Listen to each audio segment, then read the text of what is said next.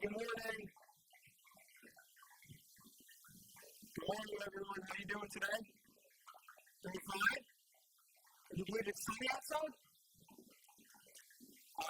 We're going to get started. Thank you for being here today. I'm Jonathan Pearson. For those who do not know me, I'm the chair of the Council, New Jersey Grantmakers Board. I welcome you to the 2018 Spring Colloquium, a conversation on the social sector. Today's gathering marks the Council's 6th colloquium and certainly follows our tradition in bringing our grantmakers and grantees together to explore big ideas. I want to thank George Street Playhouse for hosting us again today. We're happy to be in your temporary home. Clearly a fantastic venue, and hope all of you enjoy the venue here today. I chuckled a little bit as I came in. You kind of smell the farm activity out there. But like my friend Mary O'Neill from CNJG in New York, we have a different style of being in New York. So welcome it. So I'm not really organizing. I have the good fortune to really know and work with closely the folks at George Street, including David Saint, Kelly Raymond, Jim Jack, some of their board members, and the entire team at George Street. Really pleased again to be here, and I'll just give a little plug for Horizon, some of our work. We've been working with them on an issue-based program. We traveled around the school starting this fall on the opioid epidemic. So this is a program in schools statewide, middle school, high school, and we're going to be kicking that off actually in September here in the same building. As I mentioned earlier, I thank CNJG, our signature sponsor, for its continued commitment to the Council in helping us to inform New Jersey's philanthropic community.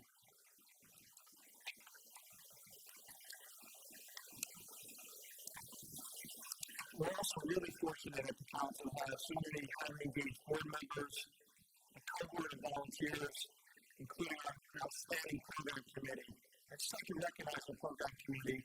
It's co-chaired by Ari Kramer, the Donald Jackson Foundation, and Brianna Greenfield of the New Jersey Council for the Humanities, along with our exceptional staff. Today's event provides an opportunity to explore some of the big issues at play in our sector. And that tradition clearly continues this year as we hear from some very influential thought leaders at the national level. For the Council, we would not be able to produce this event without the generous support of all of our sponsors, marketplace vendors, and underwriters. It's through their support we're able to keep our registration costs down and provide everyone with really, what we believe, an inspiring opportunity and for future thinking coming out of our event. I want to thank PKF, O'Connor Davies, BlackRock, and the Center for Nonprofits for once again being part of our resource marketplace. And during lunch and throughout the day, I encourage everyone to really go and talk to the representatives that are here. I'd also like to thank and recognize a number of underwriters and sponsors. Campbell Soup Foundation, First Energy Foundation, PKF, O'Connor Davies Accountants, ATS, and the Robert Johnson Foundation. Can you give them a quick round of applause?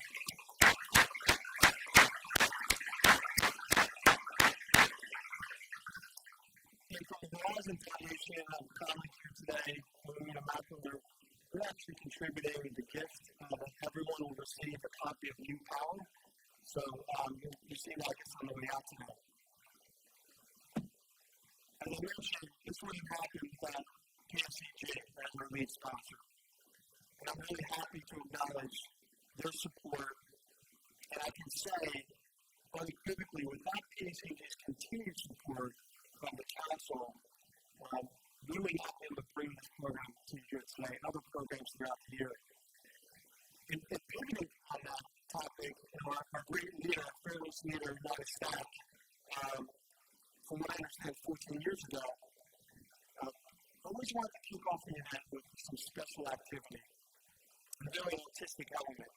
So this year is no different. We're going to do that. It's my great pleasure to welcome up Mary O'Neill from CNJG to introduce our performers here today.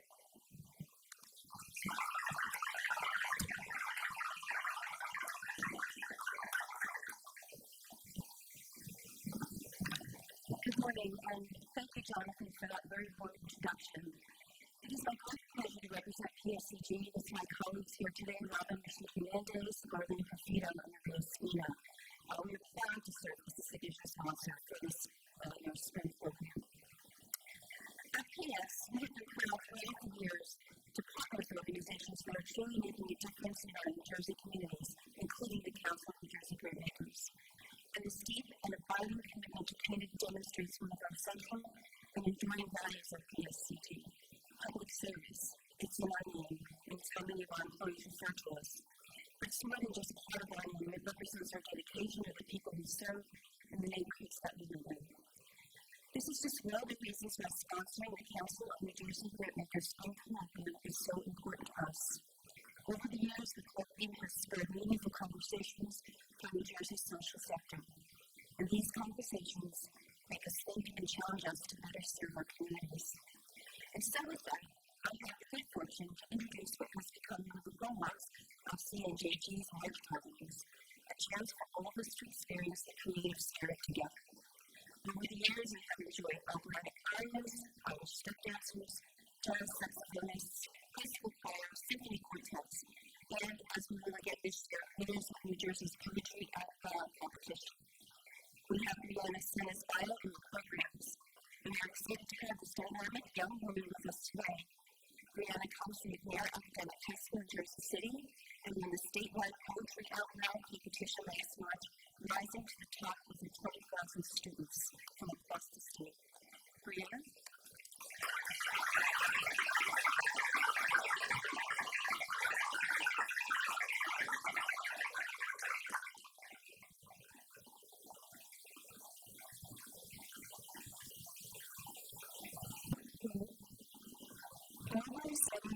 Marvelous, and includes your body and passionate shepherd to his life. The last time I was home to see my mother, we kissed. Exchanged pleasantries and unpleasantries for the warm, comforting silence around us and read some books. I remember the first time I consciously saw her when I was traveling apart from God's army. Women always sought in the dark. I don't know how to do that. She did. That night, I stumbled into the kitchen. Not because I've always been an artist, or perhaps because I had wet the bed. She was sitting in a chair. The room was bathed in moonlight, diffused through those thousands of pans raining to lift people with children prepared to go to windows. She may have been speaking with me.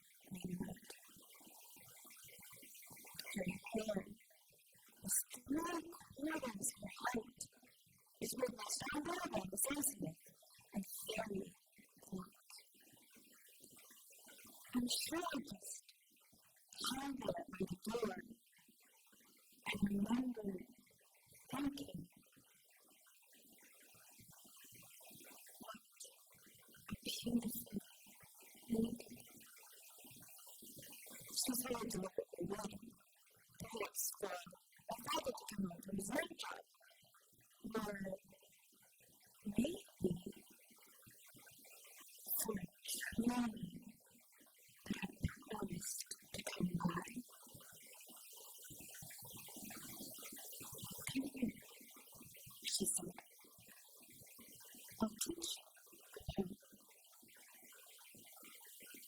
I see the moon. The moon sees me. God bless them, and God bless me. I talked to my son.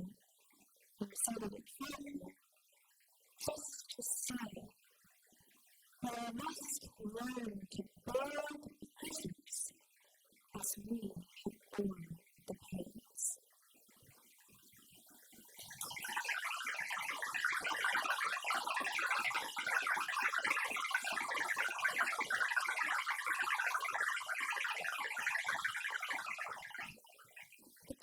shepherd to his love by Christopher Martin.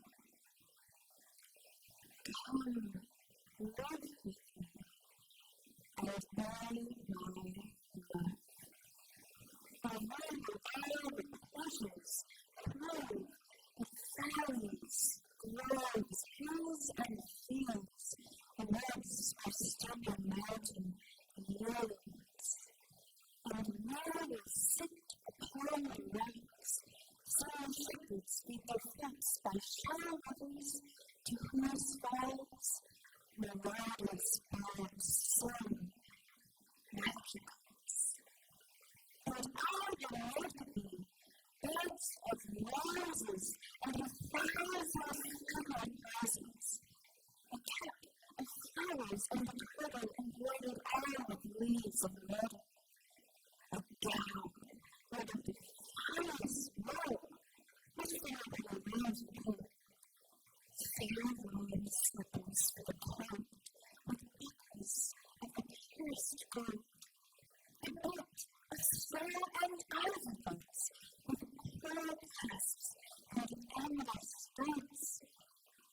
And if these pleasures may you move, come live with me, and be my love.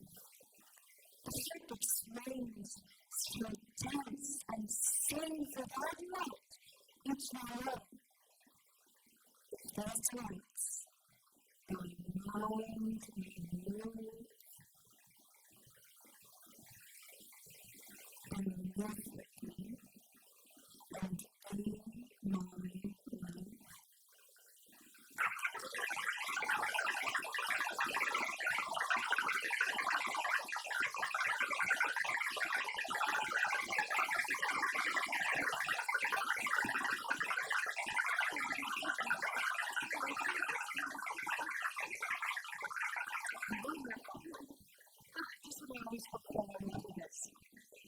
Good morning, everyone. I'm Nina Stack. I'm president of the Council of New Jersey Grantmakers.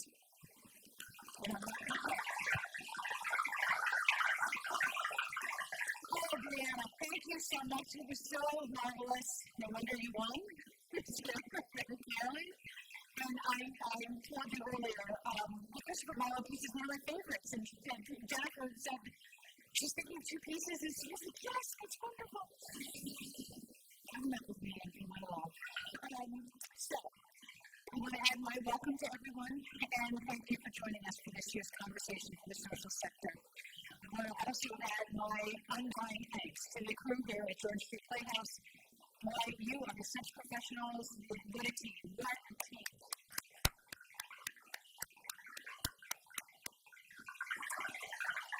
And I want to encourage you all to look at the season that's coming up next year. Holy cow, it's fantastic. So subscribe. And I also want to add my thanks to our amazing sponsors, PSCG, Ronald Johnson, Pringles, PKF, O'Connor Davies, First Energy. Thank you, thank you, thank you, thank you. I love you, Dr. Sinatra, so sorry. I have to acknowledge, too, a great friend who's in the audience from Thomas Edison State University, John Thurber, and the university's support of the council. Not only is Thomas Edison State University an extraordinary an important educational leader and such an anchor in Trenton, but they have been just amazing for the Council of New Jersey Grantmakers' ability to be the organization that we are today. So thank you very, very much. It's exciting times at the university. You have a new president who has started, and so we're all wishing her great things and big shoes to fill, but she can do it. So keep an eye out there, everyone. So I am thrilled to introduce you to four wickedly smart and highly passionate thought leaders who each bring a very different perspective to the new peak media paradigm that we all are operating in. You have their bios in your programs, and you definitely want to look at those and learn more about their organizations. Out front, we also have information about their organizations at the box office counter, so please be sure to pick those up. And as I continue, I'm going to ask the four of you if you want to go ahead and come up on stage.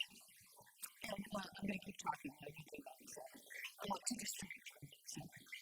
Serving as our moderator today is Nicole Brosnan of the Robert U. Johnson Foundation.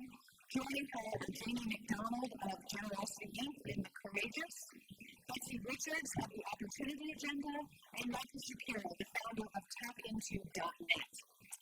Last year, as the Council's Program Committee was meeting to consider the theme for this year's colloquium, we were acutely aware of just how much the world had changed since the 2016 election.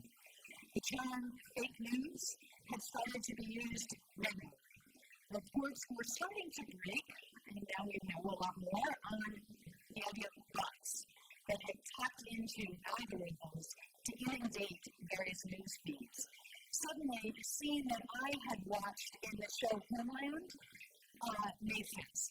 I don't know if others saw it, but suddenly in the show, on the computer screen, was put back online, covered a wall filled with thousands of images from Facebook and Instagram and Twitter accounts that were managed by a group of about 20 hired trolls, and it was terrifying.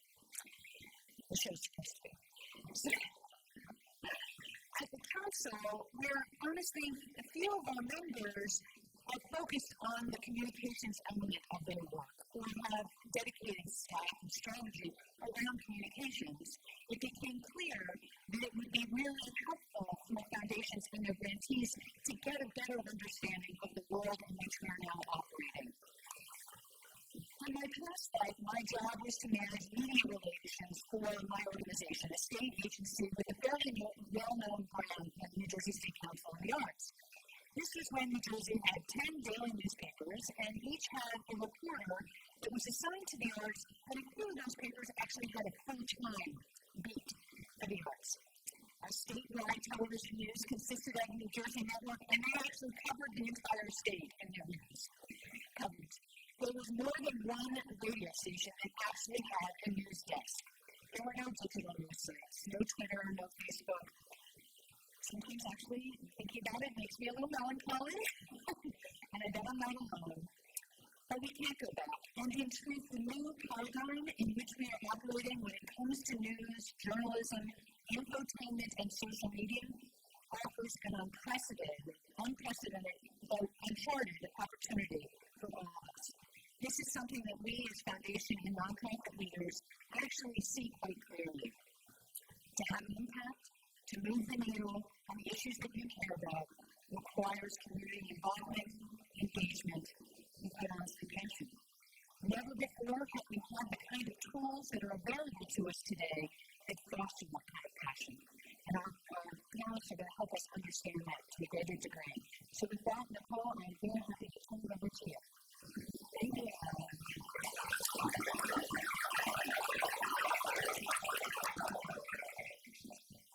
Let's start off spring. Well, I wish you'd known me when she was moving on the topic about that's not like social media, because I think we would have requested this like just by introduction, I am a senior committee person officer at the Robert Wood Johnson Foundation, but I consider myself, I can make this work, but I still consider myself a journalist.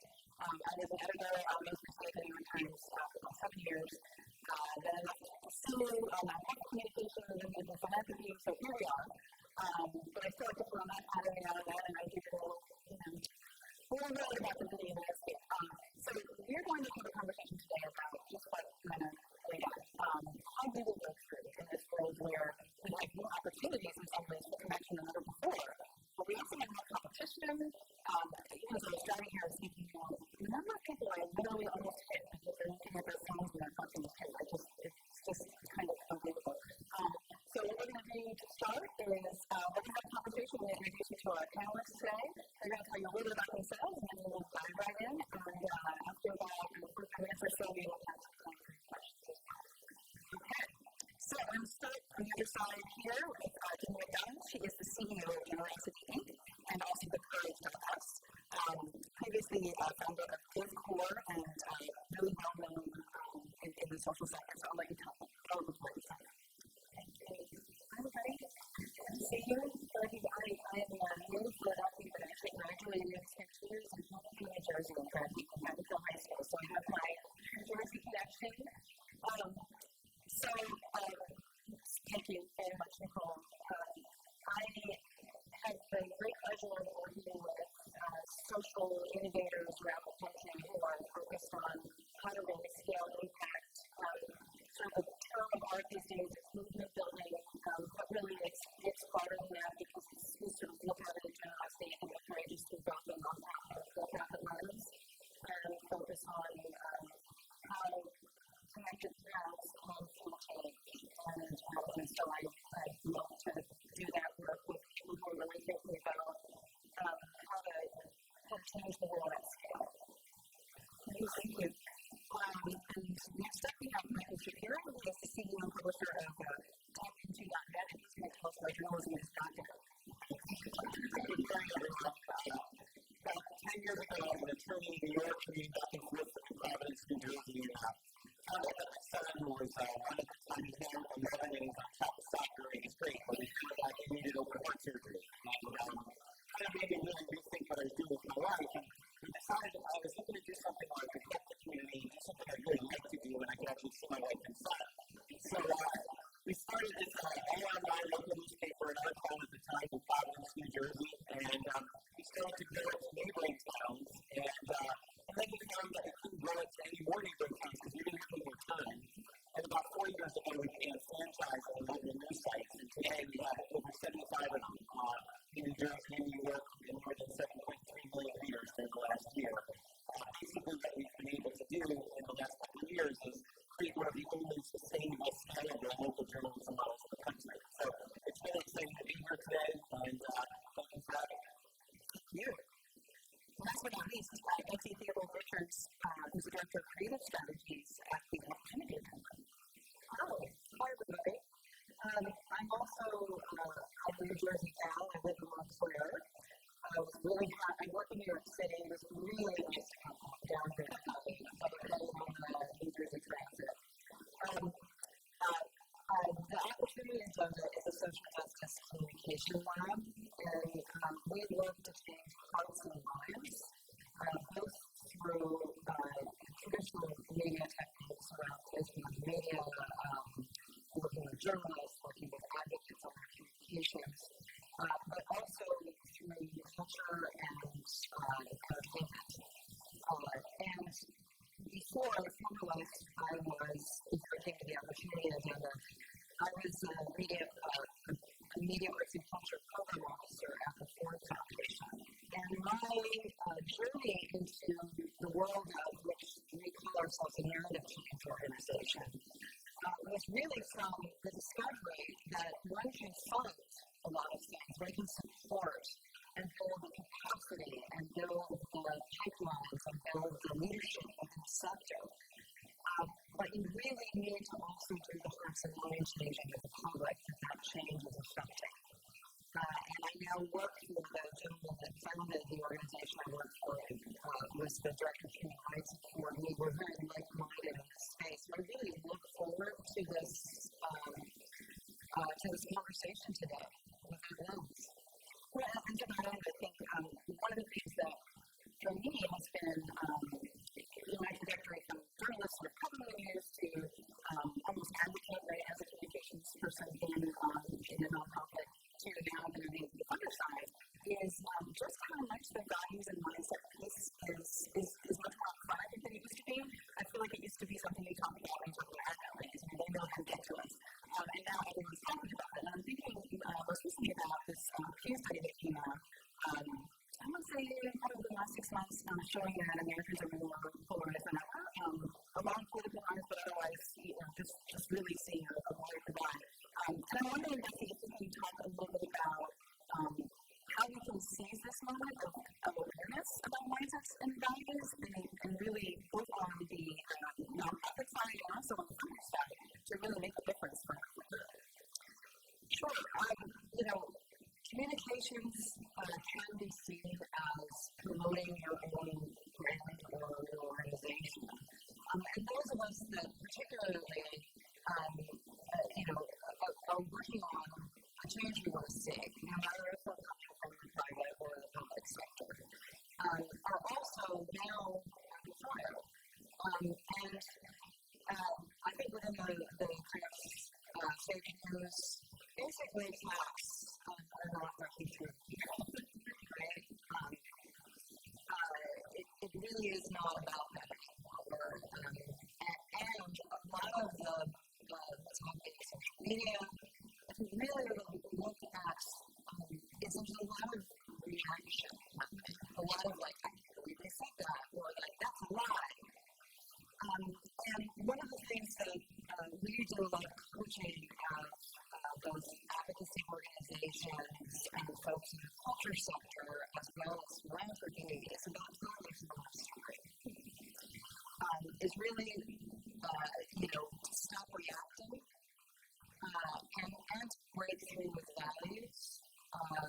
We talked about the mindset, and I'll reference some of your goodies that I brought later, but we spend a lot of time attacking people or attacking somebody that says something awful, and really what we're trying to get at is the mindset, right? And how to break through to people so that they understand that it isn't that you're evil. It's that, like, not smoking is not good, right? It doesn't benefit us all. It doesn't benefit our community as a whole. So some of our basic, some of the things I can share with you are just very basic. Is to lead with values, is to break through the people in their heart, and to really think about attacking the mindset and not the person. That's all for me to say. So those are the tips, you know? Okay. I think you said it well. I think that sort of leading with one of the things that we've seen through our history in movement building, and one of the best examples was the Iron Dream speech in the civil rights movement. The civil rights movement had been percolating for a long time before it really sort of galvanized around Dr. Martin Luther King. And part of that was that he painted the story of possibility. That it wasn't the stats and the data which everybody knew about, right, about the inequities in our society. It was painting that picture of white child and black child holding hands without judgment. And so when you think about how we are operating in so much of society today, we are not often enough. I think the reality is so contagious that organizations that break through and movements that break through are often movements that are sort of leading with that sense of possibility and that sense of sort of heating people's minds of what change looks like and how they can connect with it. And of course, supporting all of that with facts. But people are suspect of facts right now.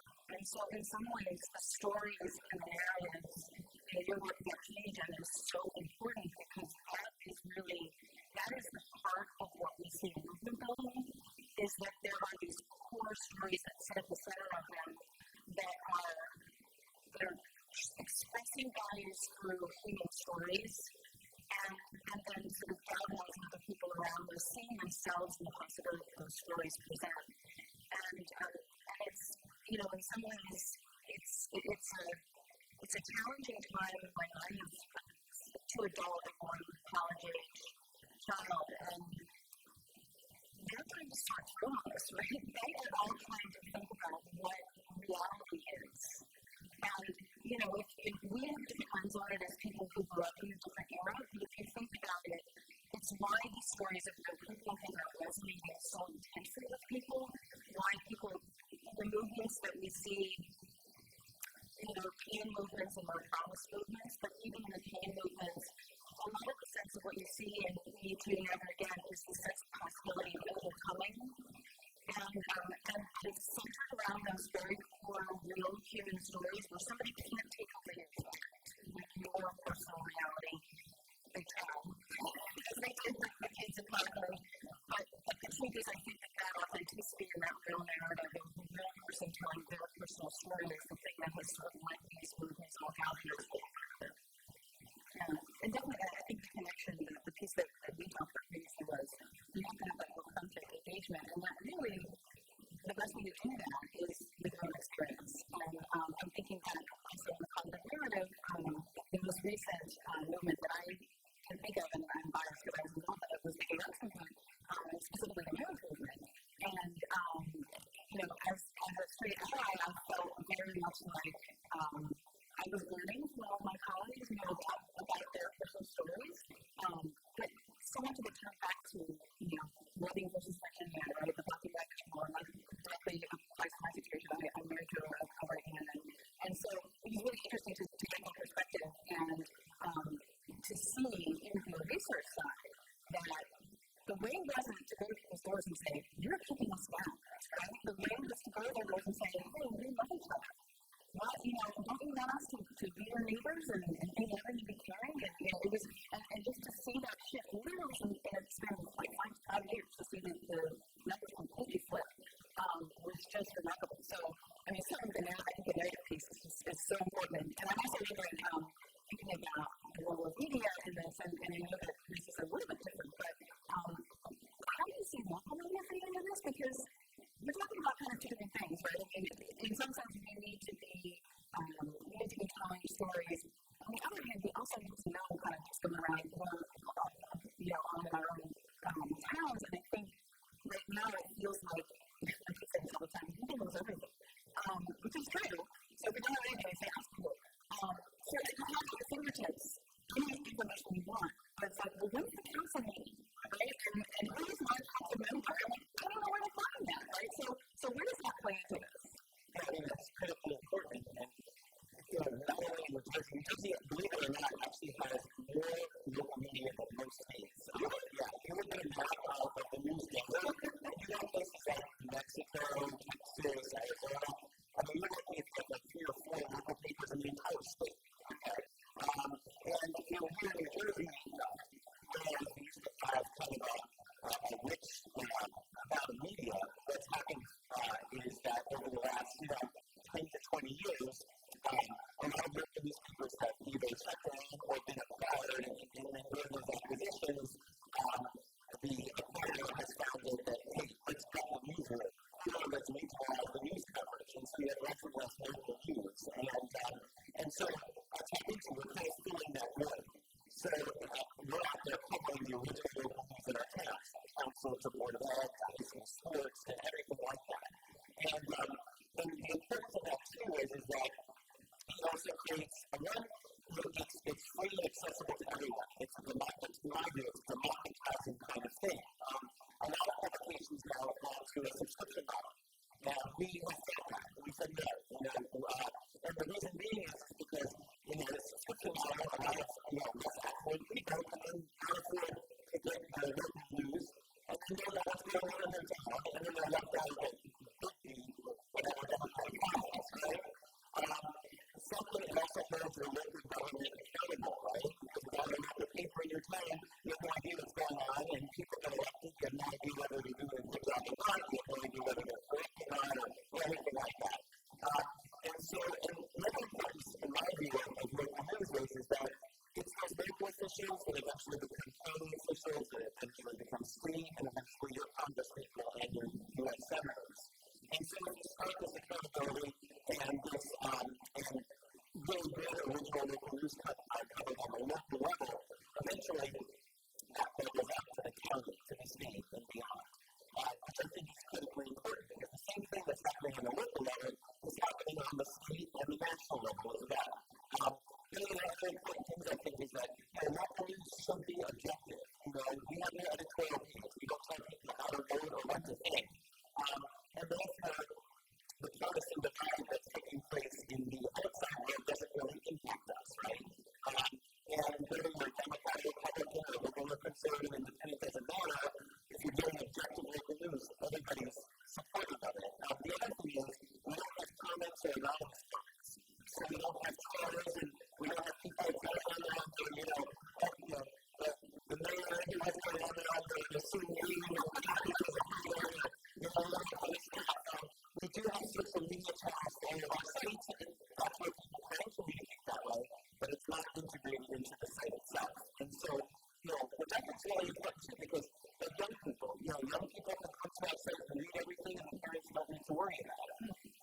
And so I think that's important as well. But I think that all fits into the discussion that we're having, because if we have strong, vibrant local news coverage, one, everybody in the town is educated. Second, it gives a forum also for nonprofits like everybody here to be able to communicate their message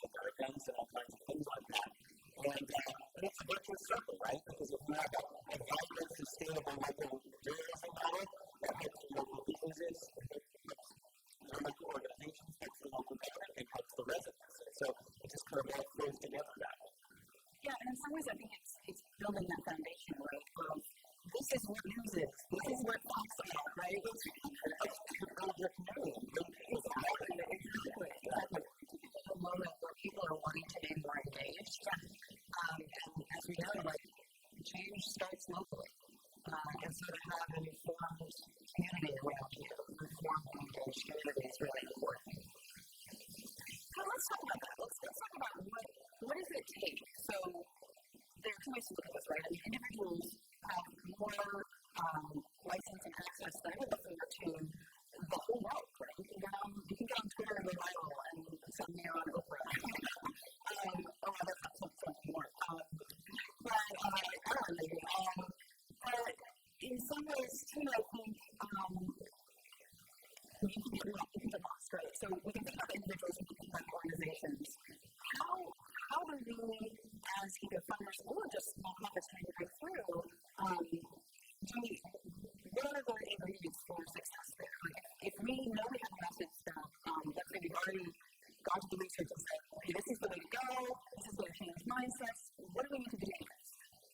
Probably tactically, I guess is probably the position to answer the call, kind of giving a perspective from what we see, what does break through, and how we need. You can do better than I can, but I think that we talked a moment ago about the authenticity piece and sort of these possibility-oriented areas. But I think that the other thing that we're seeing, and that particularly in the nonprofit and philanthropy world is important, is that focus becomes increasingly important. That it is better to have an intensely connected small crowd than a loosely connected big crowd. And I think that part of what we're sort of seeing is that we see all these numbers, right? Like, millions of followers. But if you're a Parkinson's organization, you are much better off having Michael J. Fox with, 20th the followers of Oprah say something about you than if Oprah says something about you, right? Because he's incredible in that world. And so, I think that we are living in this kind of, with this vast digital landscape and so many channels for communication and this sort of emphasis on the viral, it goes, across the world kind of thing. I think we're often into the wrong things. I think that what's important is to be figuring out who your passionate connected crowd is that actually can carry your mission forward. And that doesn't necessarily mean the biggest numbers. It means the most intense connection. And that is why, again, those central narratives become so important, because people find themselves in the work and they can see the possibility of the promise that you are offering. And we see it in a lot of the sort of the dynamic between philanthropy and nonprofit, I think, is an interesting intersection where there's a lot of opportunity to be thinking differently.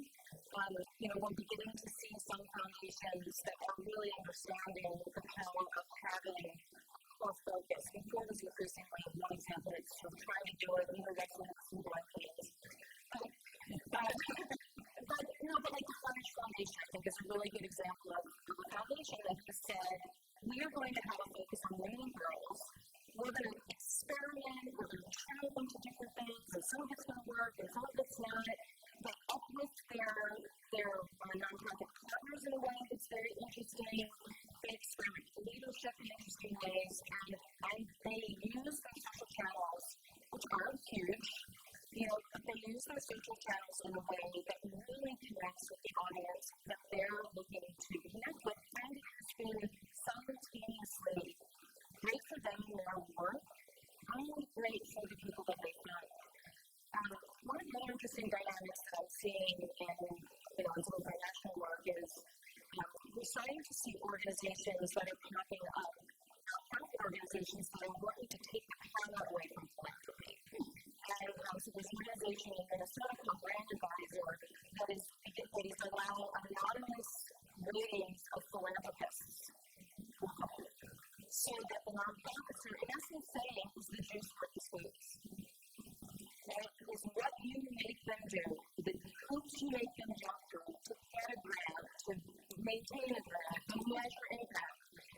Yeah, and all of that stuff. And they're looking to go national as a way to sort of say, you know what, we're going to give other nonprofits, we feel like they may make this money, like this dollar is going to cost you a lot more than this dollar, right? And if you're not getting a commensurate value in return, is it worth it?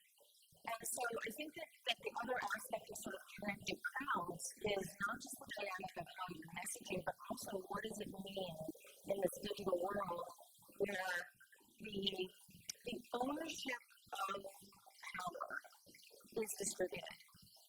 And so I think we're going to see some interesting things along those lines in the sector as more people look at more innovative ways to make sure that the effort to change the world can be as efficient and effective as possible. With as few sort of barriers to limitation, that these sort of like traditional constructs that sort of put in place, that for so many change makers we feel hold it back. I'd like to add something to that, because this is terrific. The idea of knowing your audience is really important in this great sea of many different this privilege of the amount of media that we have in our lives right now.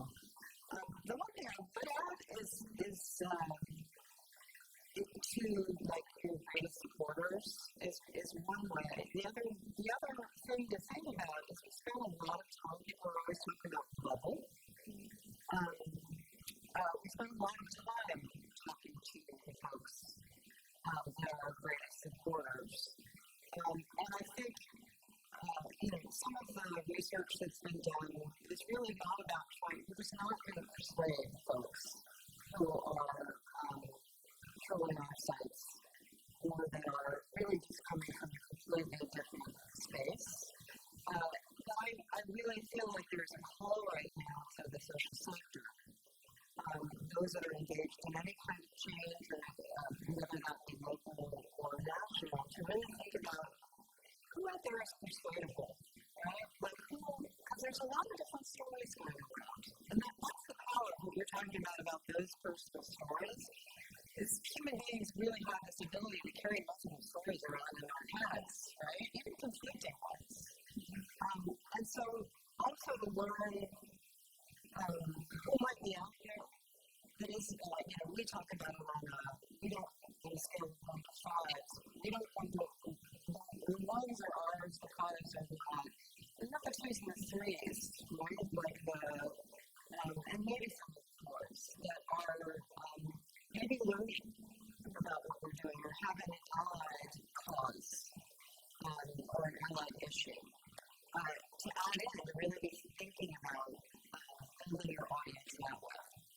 To piggyback on that, I also see organizations where you're posting content on your own website, you're posting content on your own Facebook page, just getting out to your own Facebook followers, and that's what you're doing.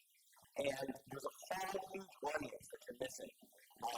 And you can use platforms, whether it be tap into or other places, to be able to communicate your message to a broader range of people. And you're not going to get 100% of that. But say you either get 10% of them to join an organization or contribute to a fundraiser or whatever, that's a huge, huge difference. We've actually taken it even a step further because one of our models is where, for example, the Plainfield YMCA, they're actually owning and operating their own type of site in their town. So they basically own the local newspaper in their town, and it creates a new revenue stream for them as a nonprofit. They're able to give back to the community, and it's win-win for everybody. So whether it's to use a site like ours as a platform to help get your message out to more people, or taking it even a further step than that, you're able to do things like that with the new media that exists. Rather than kind of speaking your own echo chamber of your own website and your own Facebook page.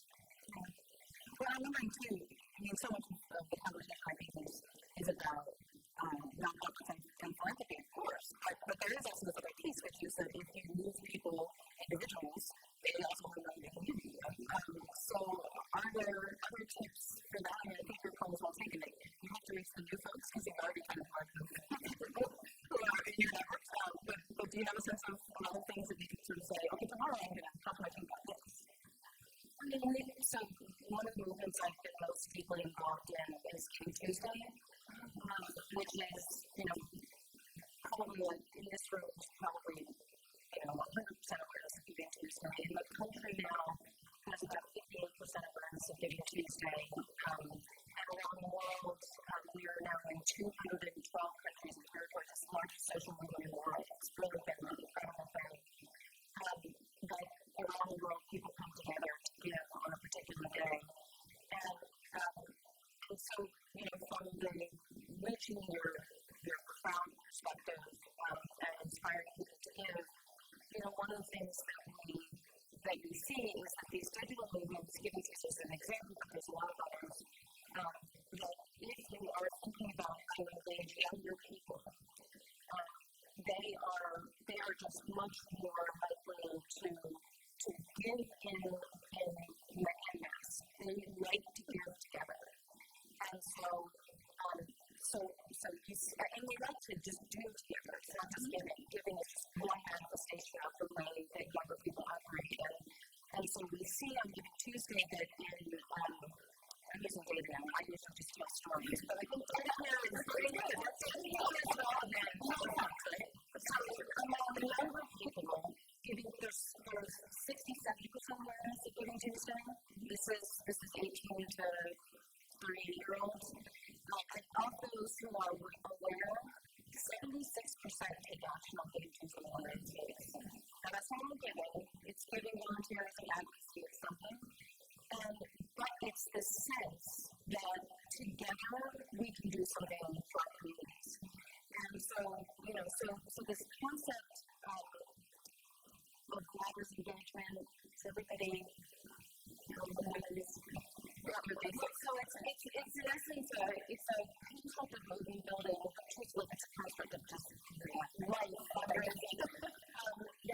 that essentially moves you from awareness to activist in a step function sort of process. And somewhere about 2/3 up is giving.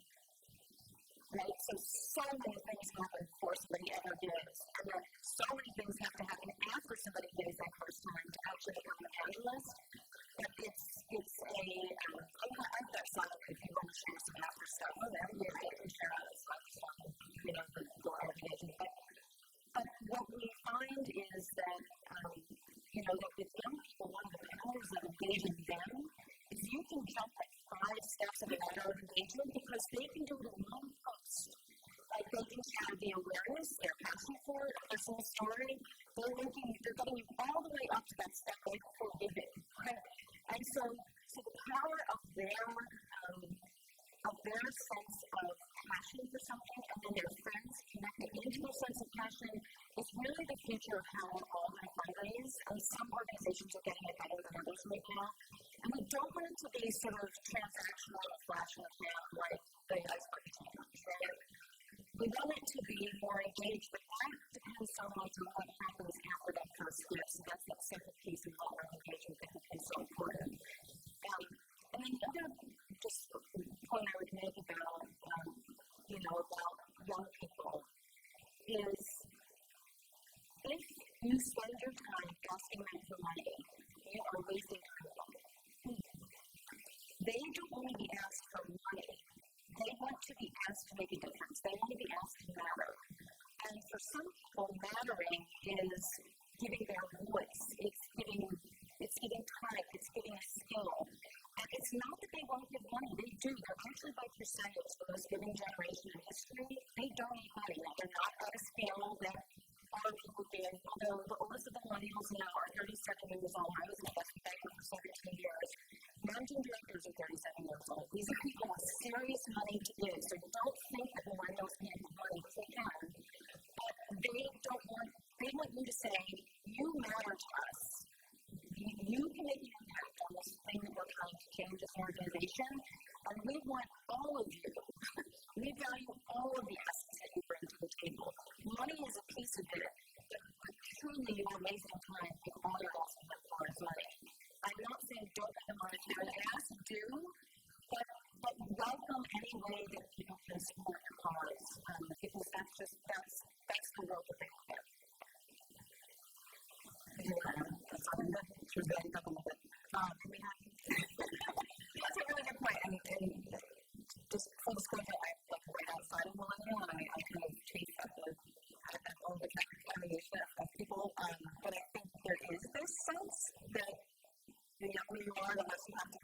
so it's really good to hear that on the other side. Actually, I'm wondering if we can talk a little bit about something in our conversation that we beforehand was a social justice superhero and where that fits in, because I think, because it's so much of what I find about social networks is that I learn things about people that I thought I knew.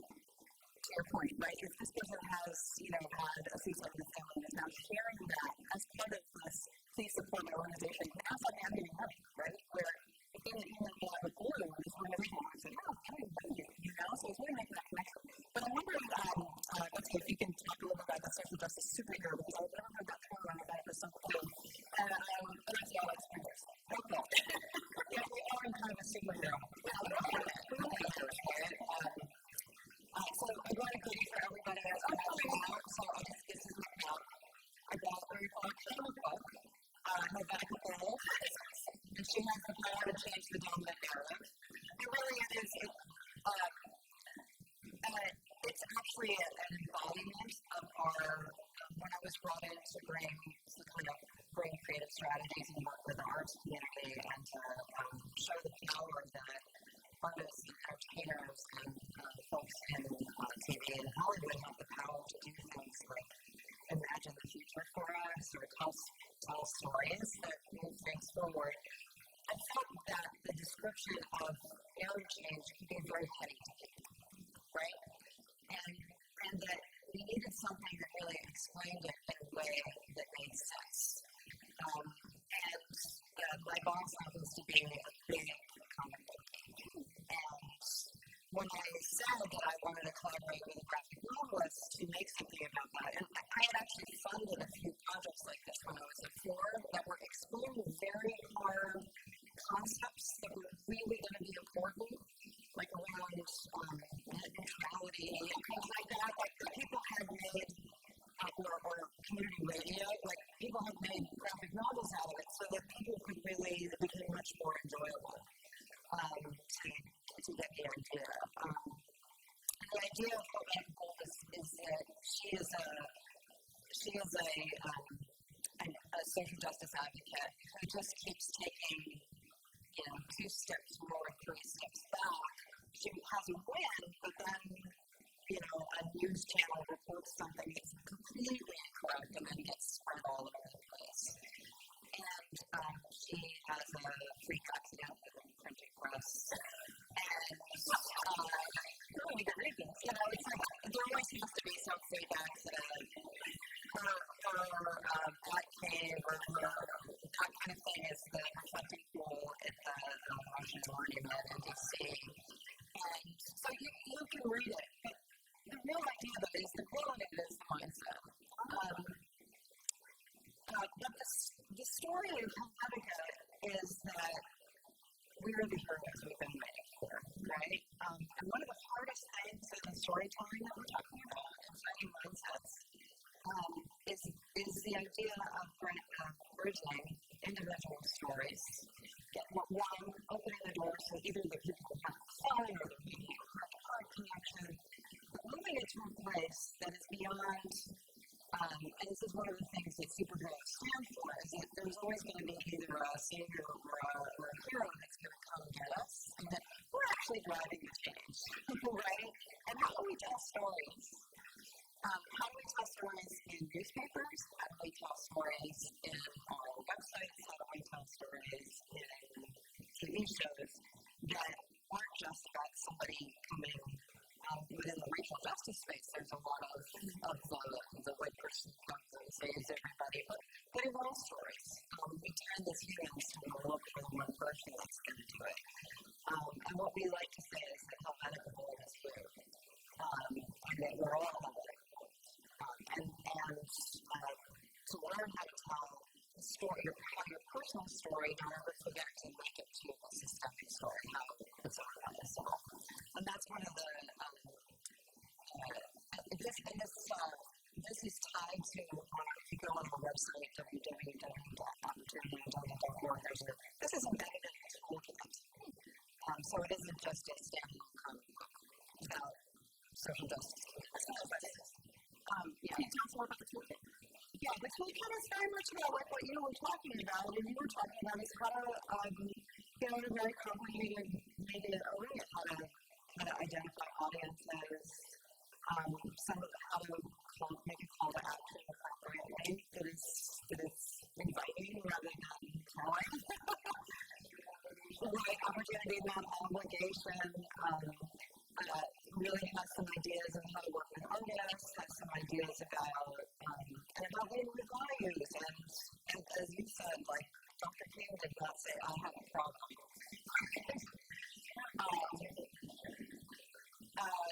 Talking about, telling your story, and some tips on interviews, like, I think Barrett does this well, it's like, on the old show, he'd say, like, as a state interview, where it's like, why do you hate Americans? Or why do you not care about those kinds of things? How do you turn that around? How do you make a pivot and actually just keep the story through that you'd like to hear? That you're there, that you know that your organization, that your movement, that your foundation is dedicated to. Can I make one small comment on leadership, though? So I'm 100% a believer in the CNU power. So Ken Tuesday was originally going to be Henry Tibbs, which is the author of the power book. You have. So I would definitely encourage you to read it. Or if you're a more preference person, there's a this is review article that does a good job of summarizing a lot of what's in the book. One of the things I think that we see is very distributed. We are all the superheroes we're waiting for. That is not to say that there is not a good role for leaders. And that we can be leaderful movements.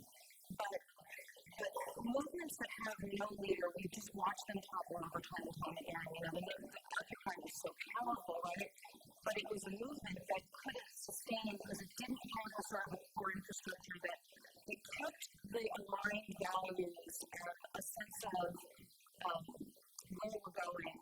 And making those moments of decision that happens in leadership and movements that's so important. And I think that we are, we're in a time now where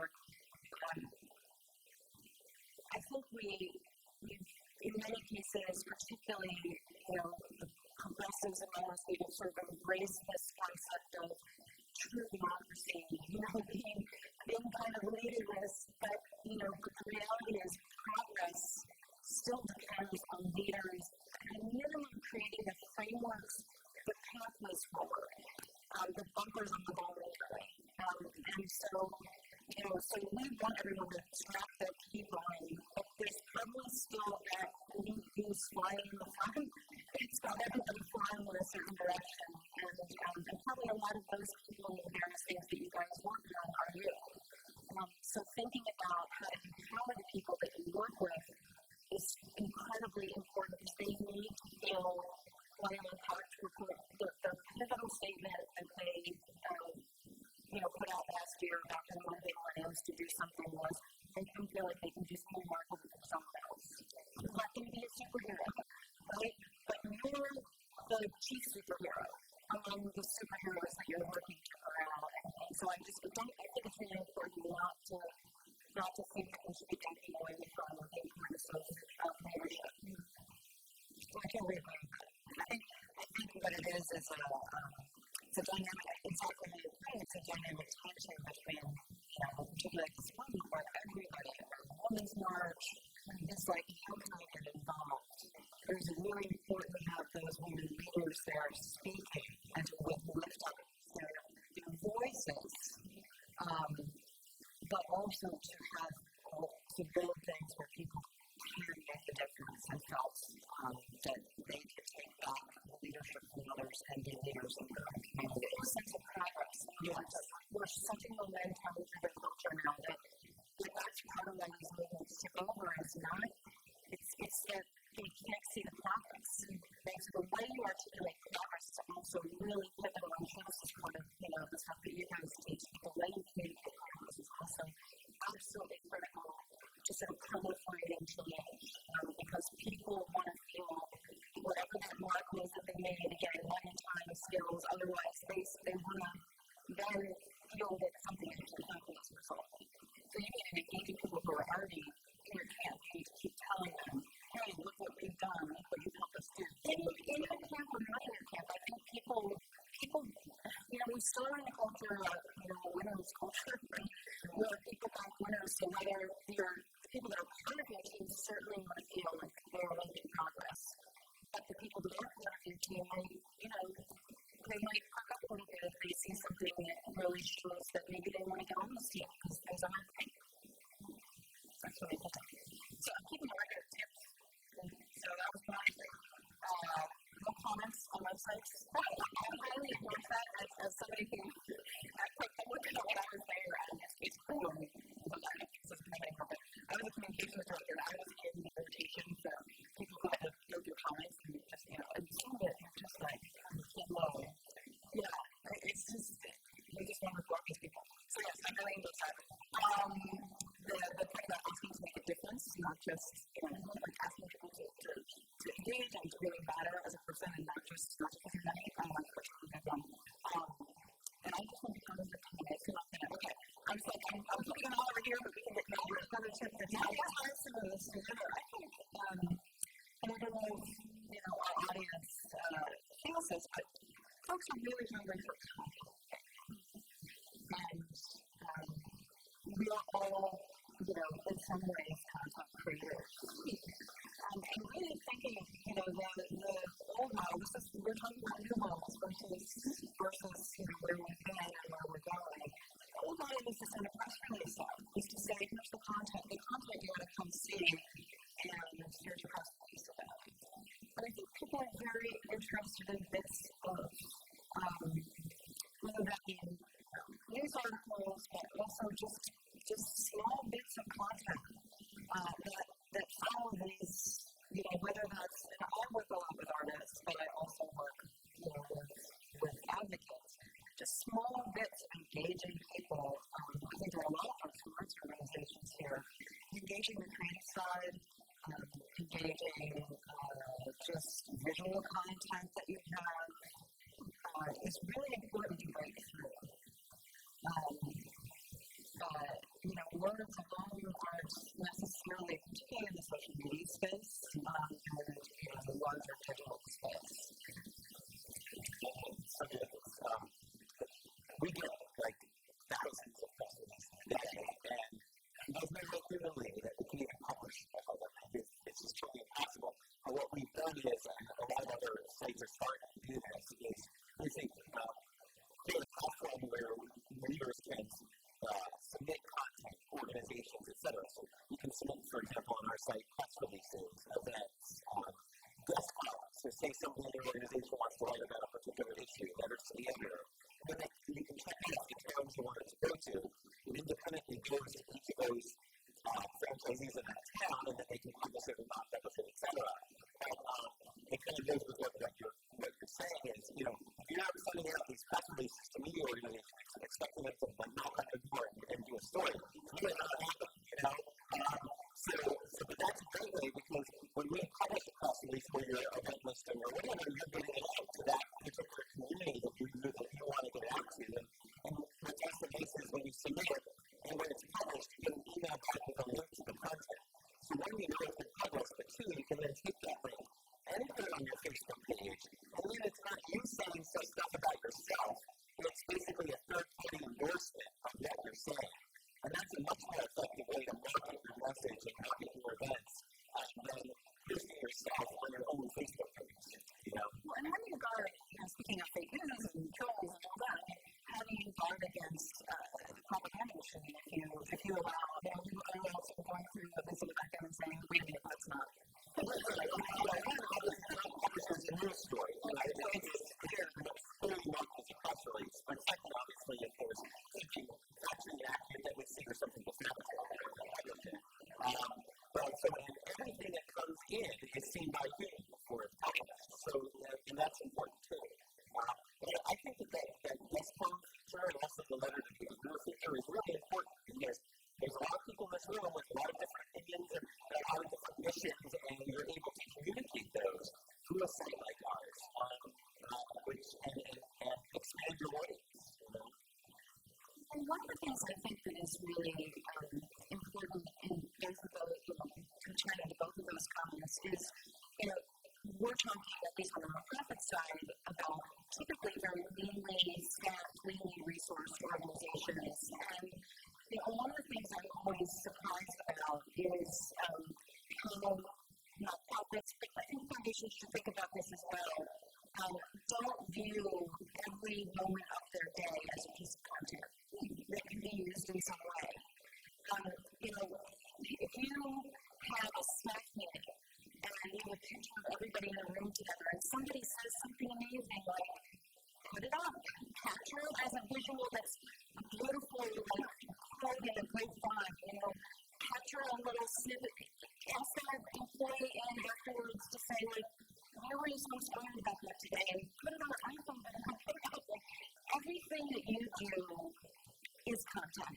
And unless you're in a protected space like young kids where you're of course not going to publish domestic violence or something like that, where you have to obviously be super sensitive, think even about your client work as content, right? And one of my favorite Giving Tuesday campaigns a couple of years ago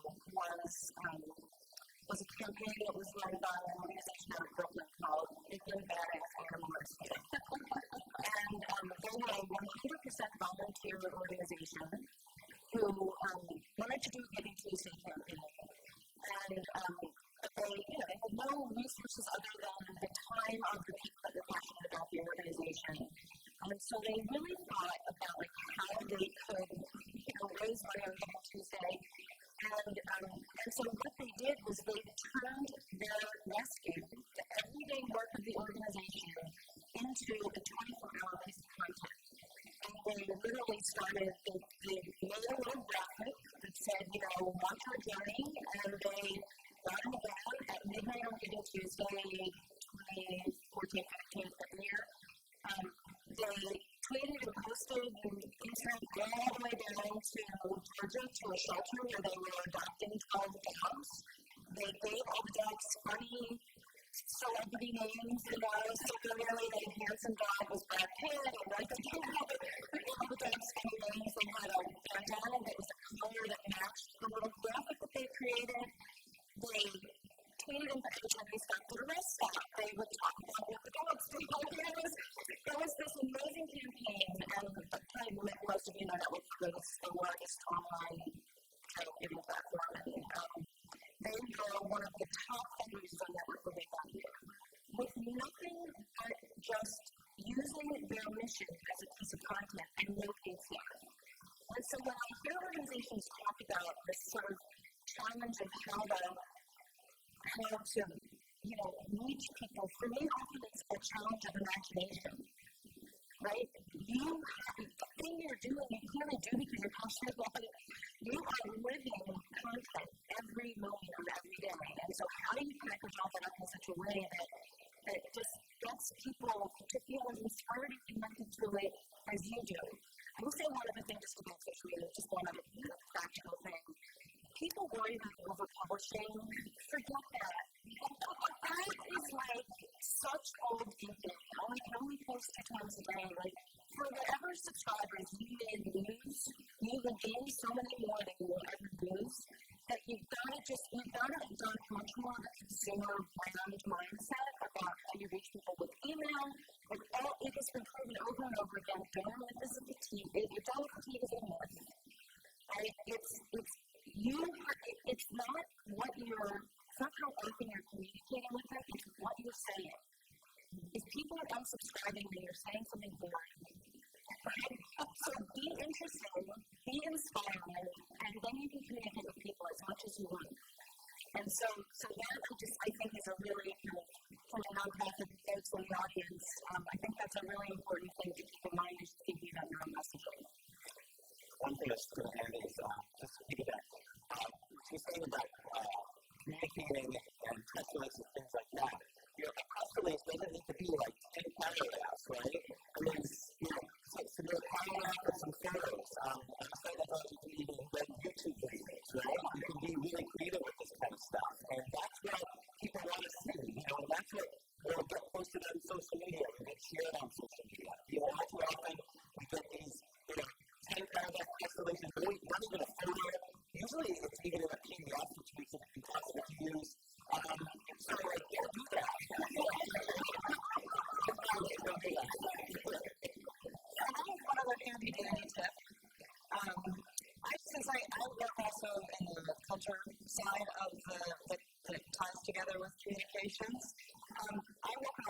organizations like the Harry Potter Alliance or others that use things that are happening that are really powerful in pop culture as a way to tap into kind of the zeitgeist, to use those as cultural moments. So a lot of people around Black Panther or the release of a Star Wars film or a TV show that everybody is passionate about, if there's a theme in there that ties to your work, you don't need to have a star on that. A lot of people are really tied to like, oh, you have to have a famous person say this. You can piggyback on that. The Harry Potter Alliance is, they don't have J.K. Rowling there and all the actors. All they're doing is tying to the ideas of what's in the Harry Potter books about kind of fighting darker powers and youth having power to get them activated. And you can use that same technique on anything that's out there that you see as tied into your values, that's a positive way of telling positive stories, something to jump off of. But the people that will get your post picked up by all fans of those things.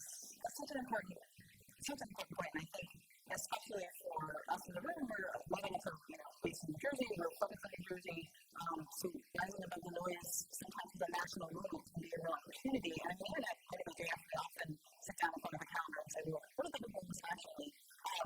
One thing I feel sort of bubbling here that I want to just pull up is this idea, the intersection of leadership and imagination and seeing everything you do as content.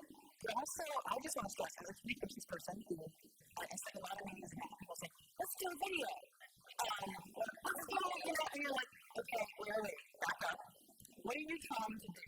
Right? So can we just take us back and talk about because I think the tactics are in some ways very sexy and can be very fun. But we need to start with the term of the value you want to convey or the way you want the game to go. So can we walk through that process a little bit? So say you're this nonprofit that you're talking about the badass rescue shelter. Is that process for them? Is that them saying, well, we want to make money and we need to engage people? How do we do that? And can you walk us through that mindset? So how does that work? Yeah, I mean, I think that first of all, I don't think most nonprofits start saying we want to make money from the youth. They want to do more, or we want to supply more jobs, or we want to raise more money. So they kind of start from that place, which I think is an important distinction. Because it's that the money follows the mission more often. But I think that the process is. I think you're asking a good question, but I don't think about it in that way, I guess, is how I would answer. I think that I think you can over-manage some of this stuff. I mean, you certainly, I think, want to have, when I started with a new organization, what I often say is, like, you want to start with the end in mind, but where's that place you're ultimately trying to go, which is most nonprofits should be pretty much about business, just my perspective. But if that's, so if the solving this thing at the end is the place that you want to go, then as you back up from a strategy perspective, you can approach your work more like ways than like, I think there's one way to get there, right? You can sort of start the journey, and if you experiment with something and it's not quite thinking like you can say reboot, and if you kind of get through and you can try something different, you don't feel like you're failing, you're aiming out there, right? So part of, I think, what helps an organization begin to think about content strategy and aligning content strategy and marketing with that internal need to keep your staff and your people engaged is a sense of the larger mission and that we're willing to push through, right? Because that frees people up in their organization to start to think about other ways that they can also reduce that experimentation, that they can think about taking risk with an approach that maybe works and maybe doesn't work. I think we're in the social sector in particular, people are pretty risk averse, right? And you see it with exceptions, self-growth. But, I think that sometimes that risk aversion is self-defeating. And so if you can sort of empower your organization to think about this longer-term goal with the realities of today in front of you, that, to get to that longer-term goal, there is some budget you've got to raise this year, but encouraging people to be creative about how they think about reaching that, I think is important. And so that's why, for me, that notion that everything you do is content sits within that as a broader concept and approach, so that you don't have to say, you want to recognize, I think it's great to have a goal like Daily Giving Tuesday, but I don't think that it's about, I think it's a goal that's got impact. It's not a goal that's got values. That's how I usually come at it. So, I sort of say, if it's an organization that's thinking about homelessness issues, they may say, we want to provide 500 bed nights with our images and campaign, instead of saying we want to raise $20,000. Right? That's a whole shift in thinking that just continually aligns everything with that longer term purpose that you're sort of aiming for out there. Engaging with people, right? I can just keep going. I totally agree. She said, as you were talking, I was thinking about that point about putting yourself out of business, which I think a lot of people sort of are like, when you say that, but really it should be the mission of any nonprofit. You address your problem, you want to address it, and be done. I'm thinking back to Mary, and I remember the moment, and actually after we had lost the report piece in 2013, I can't recall. Anyway, there's so many things. But we started to see that the end was near, right? That this was going to happen. And there was this discussion sitting about, what if in a year we get the goal we want? Are we just going to disband? What are we going to do? And I'll never forget that people around the table saying, no, we can do this, we can do this, we can help states implement. And the leader of the organization said, no, we're not. We're done. And that's what happened. The court ruling came, and students were discarded. Everybody went their own ways, and a lot of them went on to similar missions and all of that, but it was like we did what we said we were going to do, and now they're done, and the people who are donating to us to other places. And, so I think that's really powerful, right? So to be able to look and say, this organization is a 10-year, thing that won, and now we're going to be done. Let's hope that sticks. But let's go out at the top, right? Yeah, all those people who are connected with Freedom Karen, when they go out into the world, they can say, I did this, and now it's done. Yeah. And so I'm like, if you went and tried something else, then you're just in the work. So, one other thing tied into that is there's a big movement within journalism around solutions journalism. And I think that's, some of the affirmative messaging that we're talking about, and some of the storytelling about what success looks like and dreaming about the future is also tied in with this idea of really wanting to solve a problem, right? Like, of what you're talking about is our focus is on change and things grow. And you're finding more and more journalists committed to telling stories where there's solutions embedded. And that's also another nod to when you're talking about, it's not just to say the change you want to see, but also to really lift up some of the solutions that you have. And there really are solutions out there. And some of them have been tried locally and need to be scaled up. So I would say that there is more and more, particularly in journalism, but in other places that are really looking for, particularly if you're thinking about, here we've done this in the state, and we want to get it to others, that's a really important place to jump off from. And I can just say, as a funder, that's huge for us too. You have to, in some cases, you have to find the problem in order to paint the picture we need, but we always have to solutions, and I think some of the things that you're seeing with our DA grants is more and more, what can you do in that space? And in fact, the Solutions Journals Network is one that we fund for that reason, because we want, as you were saying, you want to sort of paint the picture and then also show the way there, just not just the people out there. So that's so important. So I'm wondering, yes, I've been on. Okay, so we will switch gears here. Thank you. It's just been really wonderful and very fascinating. And we're going to open things up now for some audience interaction. And I'm really pleased to begin by asking our colleague and friend Megan Gamble from the Geraldine Dodge Foundation to offer some insights on her takeaways from the conversation. As many in the audience know, the Dodge Foundation is a leader here in New Jersey in thinking about how foundations support journalism and engage communities. Megan leads that effort for the foundation. And so we're going to ask Megan, what struck you about what you heard? And remember, actually, the audience is that way. So I want to see you. So stay tuned. Don't put your eye in your back to the audience. Thank you, and for lifting up this critical issue in our communities and for creating a space to have this conversation and for each one of you can see yourselves in it. I do want to talk about three organizations that I think are leading in this space here in New Jersey that address many of the issues that the panelists today spoke about. I heard connection, engagement, power, Maryland.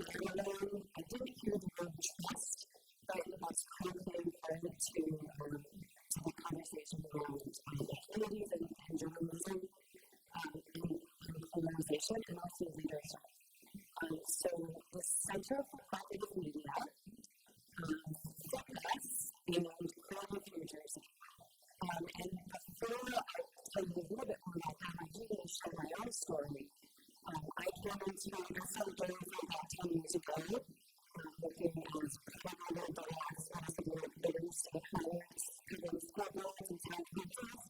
In that time, in 10 years, there's been at least 1,000 years that have been left in New Jersey, and that's combined at two organizations that are in events and events media.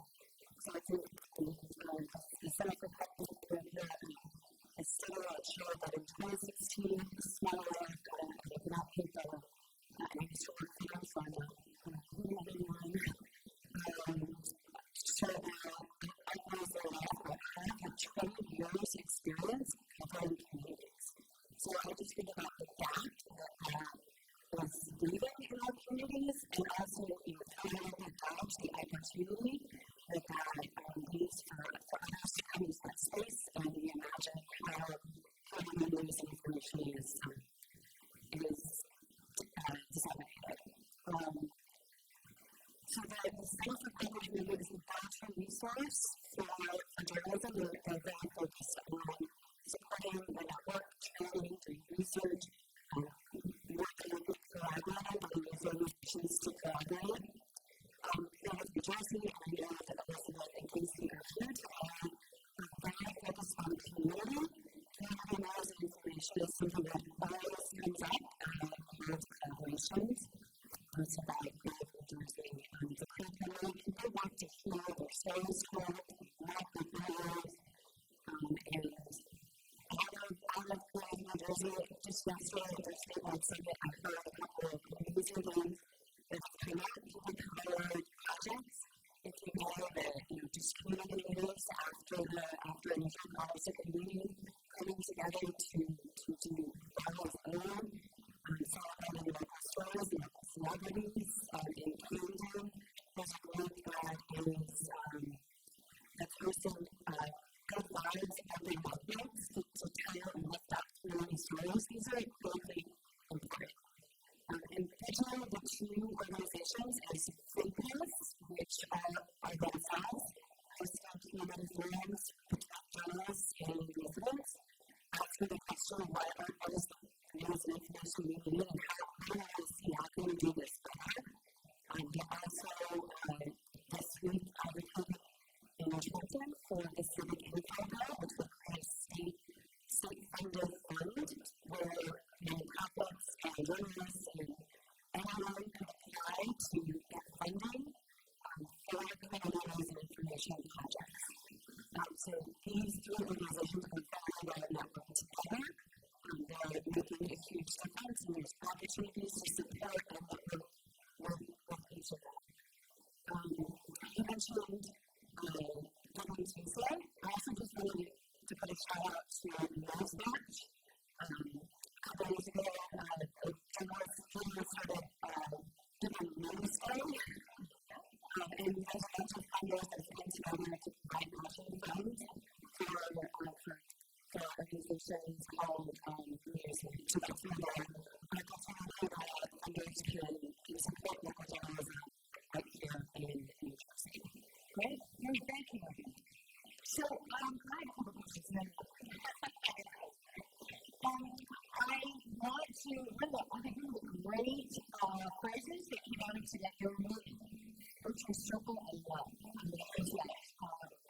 By pushing the root out, the idea of experimentation, and knowing that many in our audience are foundations who are the most risk-averse on that spectrum of risk-averse in the social sector.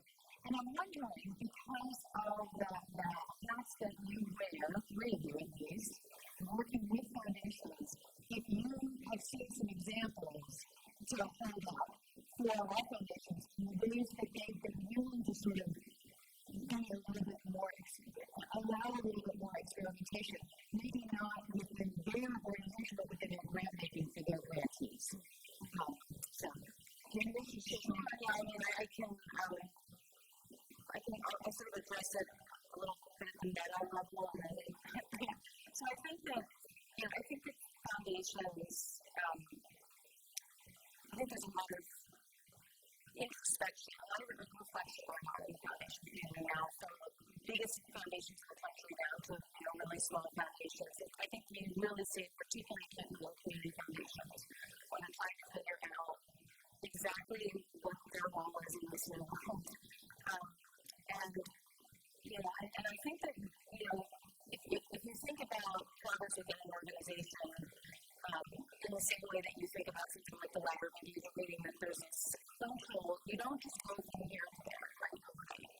And so I think that for a lot of foundations, part of what is important is to start thinking about how they begin to internally start to shift their approaches. How do they open up a little bit more? How do they find focus? How do they allow some internal risk taking initially? Because again, unless you're on your time that way, you're not just going to push a button one day. You've seen it even with visionary leaders in some of the biggest foundations in the country. They'll come in and say, well, we're going to do this. But you can't just come in and sort of start a fiat and have things change because the culture doesn't change with it. So I think part of what foundations need to begin to do just internally is to start to say, where are those points within my organization where I can begin to shift a culture, either by hiring a new young person who might think about it in a different way, or having an experimentation pool of funds that somebody can begin to kind of play with in an area. Like, I think there are a lot of ways, a lot of examples on the country where that can happen, where you can sort of look at some examples. And I think you also should just be aware that if you don't do it, the world is coming, right? These organizations that are starting to think about how to sort of open the kimono of foundations, if they have to by force, it's coming, right? And so, I just think that's the reality. You mentioned trust. I think that the trust economy is shifting so many things, and what we see in connected crowds is the crowd is the arbiter of the trust. So that's why these crowds that are going to start sort of saying to foundations, grant advisors, an early experiment, somebody will come along and probably do bigger and better. This is rarely the first one who kind of does it. But there's going to be a reckoning for foundations where literally nonprofits who are funded by them are going to be able to say, love them, but you know what? That dollar costs me $1.20. Instead of that dollar costing me 25 cents. And so they kind of think that way. And so that's one piece of it. I would say that the other is that there are models, and many good ones around the country, but one I know very well is I'm based in Baltimore. And the Able Foundation, which is a long-time foundation, it's run by a guy who's almost 80 years old. He is the most entrepreneurial, innovative foundation leader that I know. Who has, he he's just such an out-of-the-box thinker. I'd encourage you to look at their website because he is almost 80 years old. He's helping us create a website. But his name is Bob Andrew, the leader of the foundation. VMBRY. VMBRY. And he invests so he's investing in social impact organizations long before that became a thing. He's invested in accelerators and seed funds to fund emergent nonprofits, emergent companies. He's super focused on, how tying together this idea of how their philanthropic investing can also affect job creation. And so linking those two things together in our city, it's just incredible. I want to give a shout out because yesterday, from Megan, I think it was yesterday or the day before, to the idea of foundations being reflective and being bold and thinking about what they're doing in changing the market. The Dodge Foundation has set forth a very bold vision, including equity rates at the center of their work. And it is their new strategic vision. The other day, folks haven't seen it. It's incredibly exciting. And I just want to give a shout out to you. Keep that up. Which is good. So I'm conscious of the time. And where folks are. So I want to open it up to, I have more questions, but I want to open it up to questions in the audience if there's some that folks have. We have a microphone, and you would ask it to use the microphone.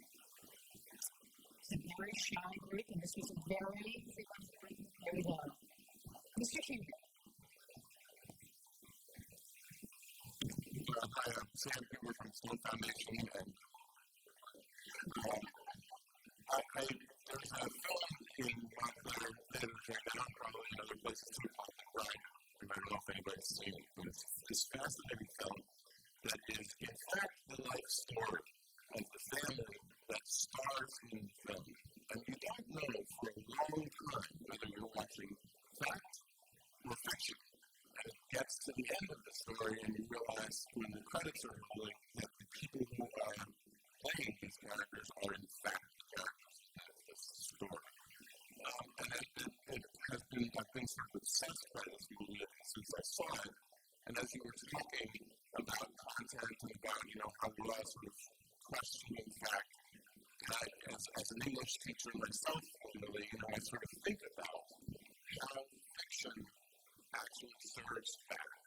And I thought, storytelling where you get in the world, there is a way in which adding creativity to the facts that we're trying to communicate is such an important element that I feel like I'd love to comment on that.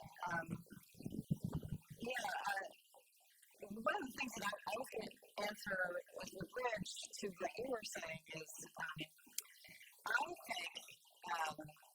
that it's really important within foundations that, a lot of foundations have values statements, that creativity and innovation is something that, and creativity, a lot of folks when they hear creativity think that's for other people, right? Those are the creative types,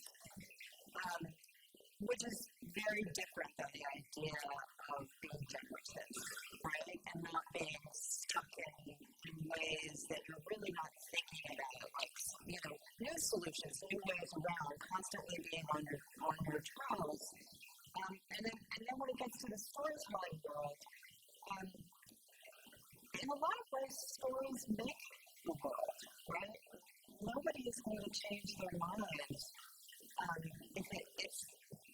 even if facts presented to them disagree with their story of the world. And that kind of aha moment that you had seeing that movie is very much about we can sit with two things, right? This is a Hollywood movie where I'm being told a story, and then this is a fact, and it came together for you. So I think that's what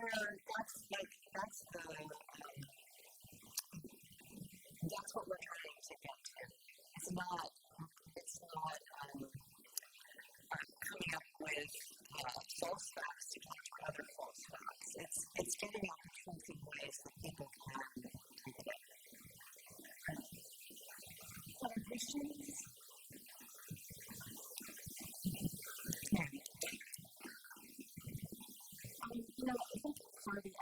listen, we know who the New York Times is going to use, we know who the Wall Street Journal is going to use.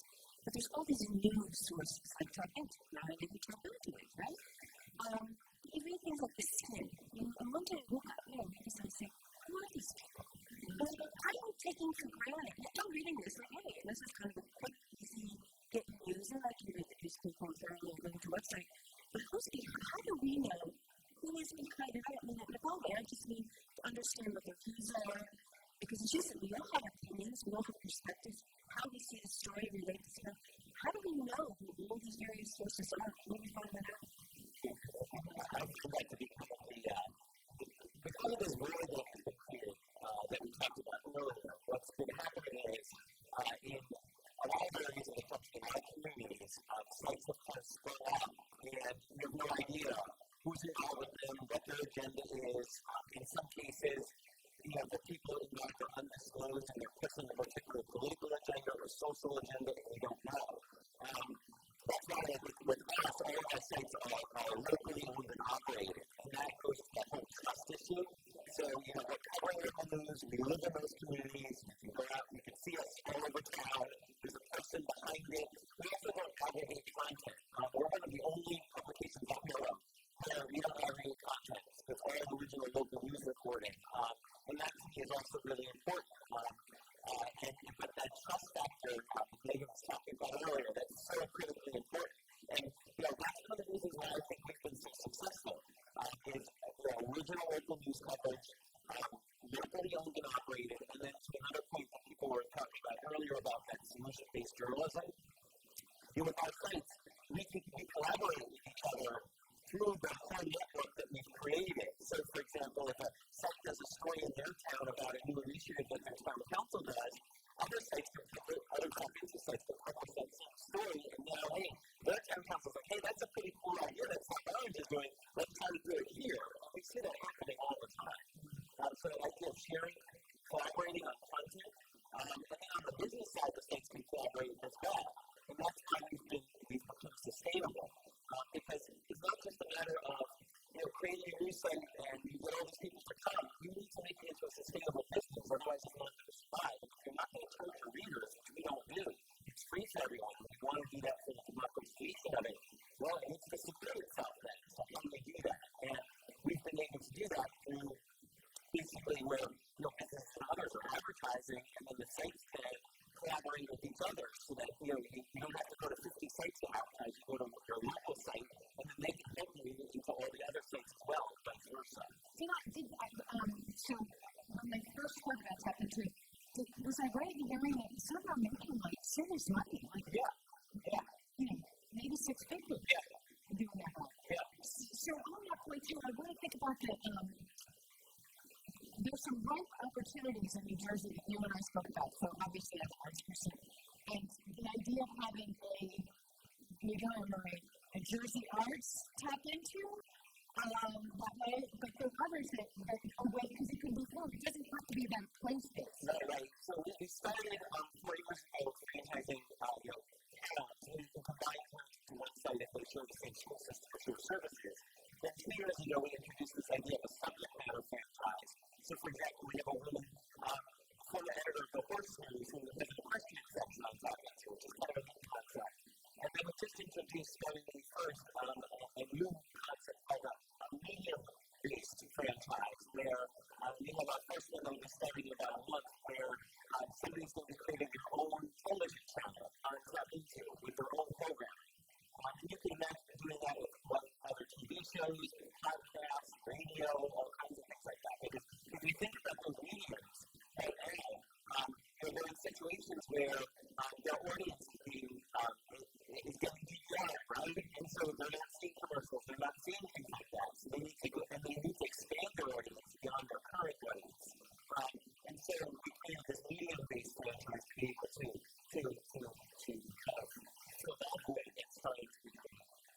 So I'm going to ask one of our great followers and media people in New Jersey. Thank you, and thank you so much for the Council of New Jersey. Great thank you for hosting this tremendously important topic to us all and to our panel too. It's my investment with stops with the Rita Allen Foundation, and we work in partnership clearly with Todd and Melly and many other great listeners here too. I really wanted to tease out a little bit on the topic of trust, and I'm glad you mentioned the arts community, which grew through many years of creating community and having some work for ourselves. But trust in collective communities and new ways of doing things. We're particularly interested in evidence-based work that around engagement and connecting with audiences, being audience-centric. And so, working and knowing that Hewlett has just announced millions of dollars they're going to put into support for research, but one of the challenges, I think, is getting connected to social science research, to behavioral science research, and actually not thinking about things such as if you give more facts, people will then agree with us. So I just wanted to get back to the tremendously creative and innovative work that you're talking about to tackle between experimentation and also trying to understand what people really might know that would be helpful to us. How does research also fit into some of your work? So I can speak to that in that everything we do is based on research. We work directly with cognitive scientists, with public opinion researchers, and also we analyze. So the idea of the recommendations on how to get the stories through are one way, but they're always linked in research and in social science. So, for instance, right now we're doing a lot of people are very interested in using cultural influencers, so celebrities, to speak for your cause. And everybody thinks that that's just, Beyonce says it, you're going to get X number of dollars, right? Or you're going to get X number of attention. We as an organization are working to analyze with a series of to see if that's actually true, right? To have evidence-based research to find out, in what ways are that moving the needle. So we're doing a whole series of studies, but then we also measure the impact of the change when we engage in it. So I don't think I think there are two parts. And the same thing about leading with values or telling stories. Facts are very important.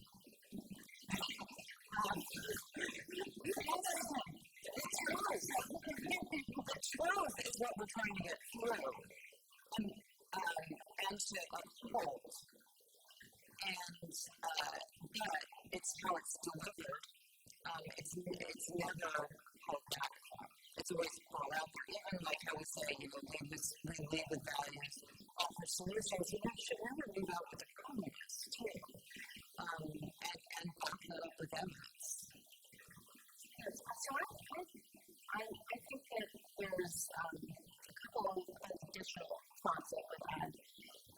So I agree that data is very important, and in particular, many of my clients are thinking in this evidence-based language. And getting two things in particular is a giant data project that against the nation's funding because we've got such a broad reach, and it is interesting to sort of see what's coming out of that research, and much more to come on that probably next year sometime. But I'd also encourage people to think about this question of data in again from a meta level, maybe in a slightly different way, which there's this phrase that is incorrectly attributed to Henry Ford that says, if I asked the people what they wanted, they would have told me a faster horse.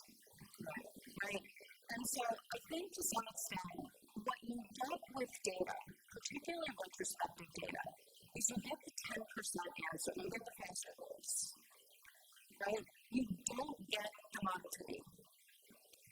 And so I think it's a tricky question for all of you as foundations to think about. Do you want to be investing in the faster horse or the Model T? Because retrospective data is 10%. It's the 10% change. And so if the 10x change is what you as a passionate, resource foundation are attempting to make happen, somehow you have to you've got to look at the future that you can't measure And so I think it's an important thing to think about, how to empower your grantees with data that can help them be more effective while at the same time pushing them to not think about just the faster parts.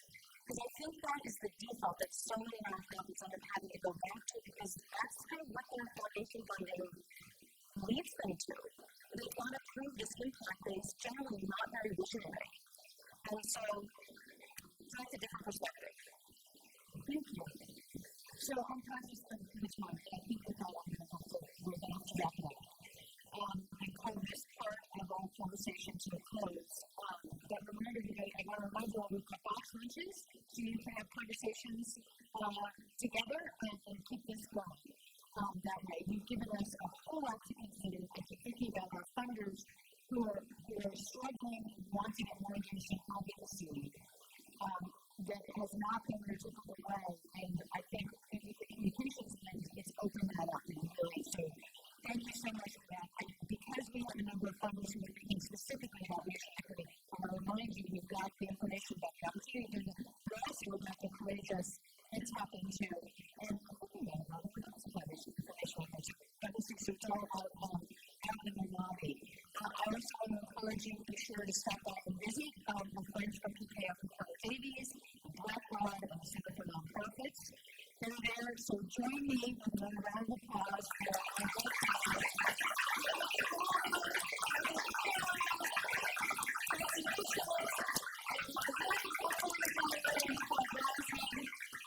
I also want to ask you to join me in applauding our small, mighty, amazing team that helped put this together, starting with our producer, Dr. Sankton.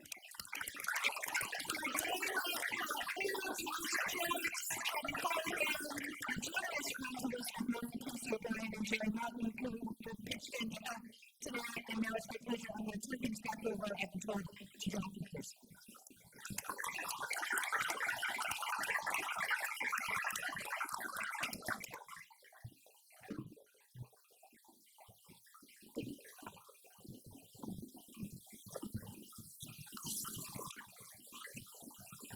So, please give a big round of applause for that.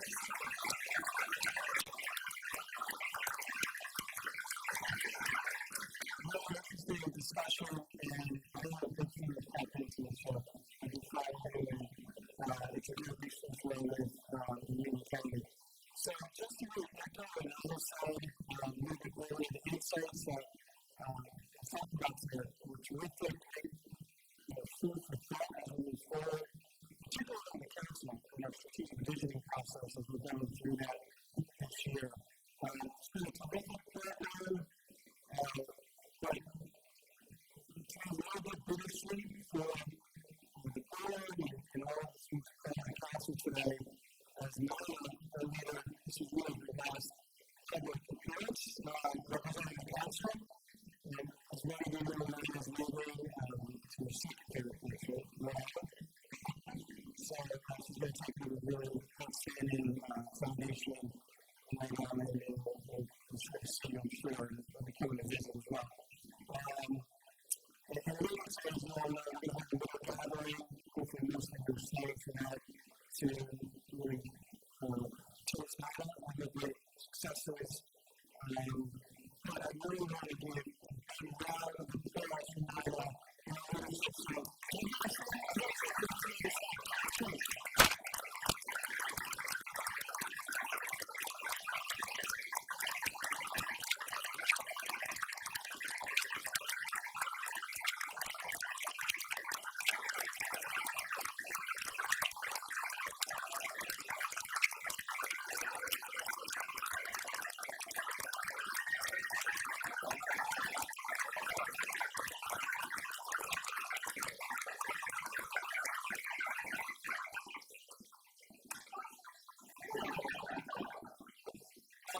So thank you, everyone. Thank you, Jason.